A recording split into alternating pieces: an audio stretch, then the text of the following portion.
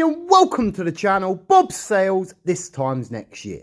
So in today's episode we're going to be taking a look at the VeveVerse, but not only that, more specifically what I'm taking with me. So get your bags packed, let's take a journey into the unknown. So the first thing we're going to be looking for is collectibles with functions already built in. This means things like movement, sound and drivability. The second thing we're going to be looking for is VeveVerse potential build capability. So I would say this is using items and thinking outside the box of what you could potentially do with them in the VeveVerse. Anything from building items inside other items or adding to your VeveVerse home space or your scenery. Number 3, collector's items. In the physical world we have high value items that can be very unattainable, but in Veve they can be attainable. So a good example of this is Avengers 1. That's a 200 grand comic and right now it's selling for 25 gems. These are also items real collectors feel they must have. So AF-15 for an example, which I still have never bought yet. The fourth thing I'm going to be looking for is man cave items. So I would describe this best as items more to your personal liking. These are also items you just got to have on display. Not only am I looking for personal home space items, but I'm looking for bargains to potentially flip when we get there. Now the Avengers Tale will not be on this list as I believe many have already talked about it, including me. But we are still going to talk about the Boar Cubes because I believe I can add to that. So let's start with the Star Trek Boar Cubes. So the Boar Cubes actually celebrates its 2-year anniversary on the 8th of September in literally a couple of days. So happy birthday Boar Cube. Now the common had a whopping retail price of 40 gems and the rare, believe it or not, was 110 gems at the time.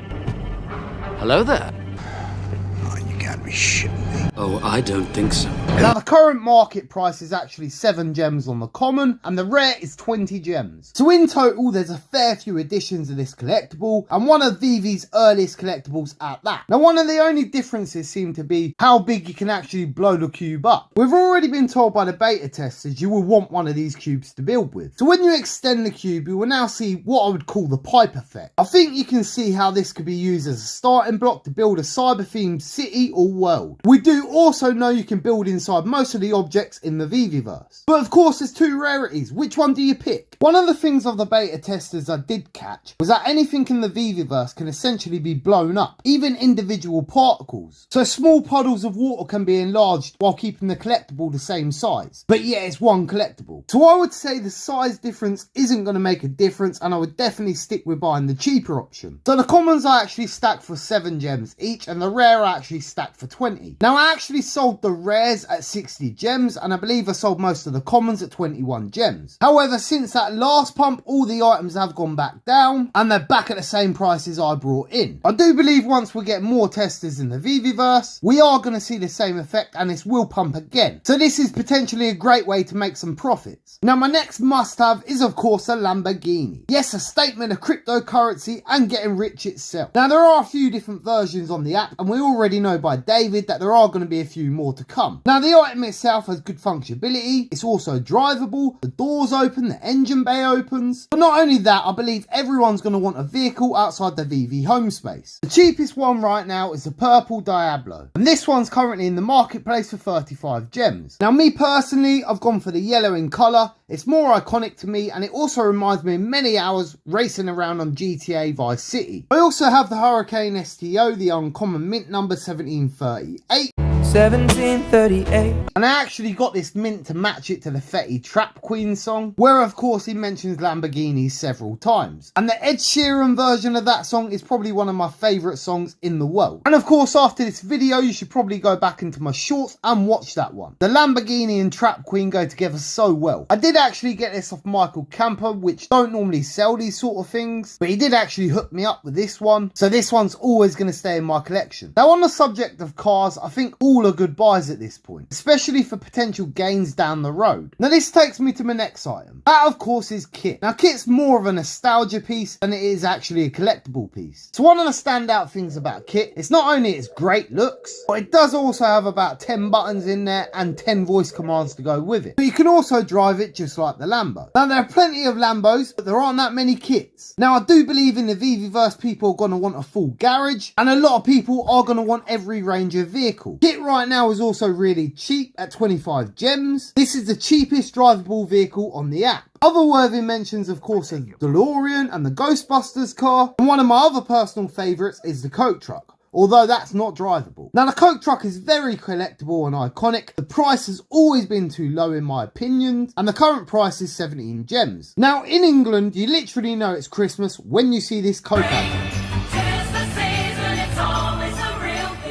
I've literally seen this ad over my whole entire life. Not only that, there's a great fun aspect to it too. Imagine building like a Coke truck factory and having all the trucks parked outside. You could also use the snow globes to make this even better, but we'll get to that in a bit. So there are loads of other vehicle options on the app, but they're just the ones I'm going to choose for today. So the next item I'm going to take with me is of course Chucky. Hi, I'm Chucky. Wanna play? Now this is of course one of my personal favourites in the app, and I do in fact own all the Chuckies. In fact, I own doubles of all the Chuckies. To me, these are classed as man cave items, and I actually do have one of these physical items in my man cave at home. Of course, this is early classic horror, and early horror sells. The fan expos for the horror events are getting bigger each year. I do remember watching Chucky in my childhood, and I remember watching the doll burn, and I must have been about 7 years old, if that. That thing gave me nightmares for about 2 years. Now the only shame about the Chucky items is they're all static. Now you can click the one in and out of the box, which I do think is a really neat feature by the way. But other than that, there's no animation whatsoever. The Chucky nonetheless is very cheap on the app for a big IP like that, and it's good MCP points along the way. So that does in fact bring us to the snow globes. Not only is Coca-Cola really collectible, but they're also very underpriced in the VeveVerse app.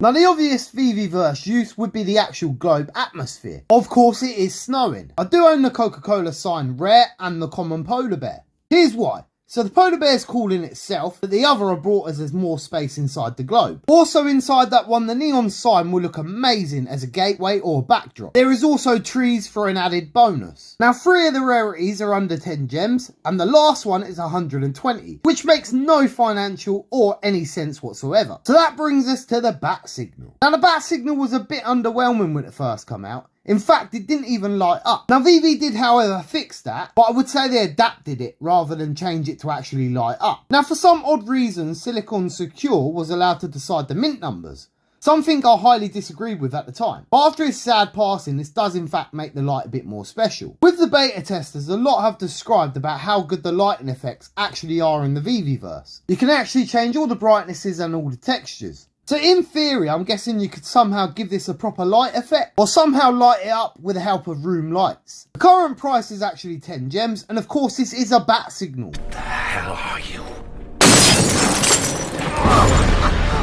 I'm Batman. Now let's talk about the posters. Now for me, I really don't see the point in the posters. And we already know you can import backgrounds and skies from what the beta testers are saying. So I'm thinking if you can import a picture of a sky, you can import pretty much any image you want. So in that case, what's the point of the posters? Now the only posters I actually have are the Alien posters, some of the Predator posters, and of course the Chucky posters. The only actual set of posters I have are the Jurassic Park ones. They're actually so detailed and they're so cheap right now. And of course they were one of the first movie promotions on the VeveVerse app, part of buying a movie ticket. Now the only others I plan to take with me and I don't actually currently own are Disney castles. These of course are the lenticulars. Not only is the effect really cool, but it has great potential for a background scene in the VeveVerse. A lot of them have fireworks, light displays, etc. Now comics I'm actually going to talk about as one. We've never been able to display them yet. And of course over the years us comic lovers have felt undervalued, underappreciated. So I mainly buy comics based on the covers alone. Also I do believe when we finally get to see what they look like in the VeveVerse, they will pump. Now big time collectors will want AF-15, giant size X-Men, Avengers 1, stuff like that. But as people do with their real life collection, they put it in glass cases, stuff like that. I can see people doing that with AF-15, whereas the rest of the comics will essentially be room art. Now one of the comics I'd always pay special attention to is any Wolverine cover. Wolverine is a lot of people's favourite heroes, including mine. Wolverine sells. Wolverine also looks amazing on any comic book cover you can get. I also have a plan to collect every Wolverine cover on the app, which up until this point I have. Also one of the other types of covers you should be looking for is female art. So as in the real world, a lot of people do collect a lot of female art covers, artworks, art sculptures, and according to YouTube, 98% of us are men, and as I said, female characters, female art forms always do well. Now with the same reasoning as I mentioned before, will they be so important if you can import any image into the VeveVerse? Will they be redundant? That is the only worry for me. So I'm going to end this video there as part 1. If you do like this video and you do want part 2, let me know in the comment section and I'll get that done. Because there's so much more I'm going to take to the VeveVerse with me and so much more potential on a lot of items. So as always, I've been your host Bob Sales. This time next year, we will be millionaires. A peace.